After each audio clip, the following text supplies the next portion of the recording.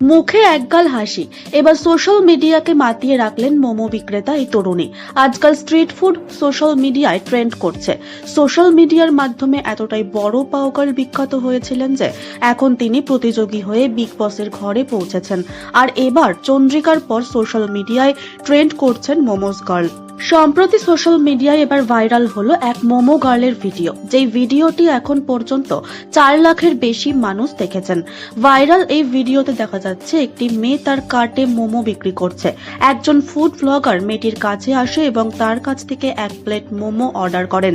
গ্রাহকের সঙ্গে মেয়েটির কথা বলার শৈলী ও ভালো ব্যবহার দেখে নেটিজেনরা মেয়েটির ব্যবহারের প্রশংসা করতে থাকেন।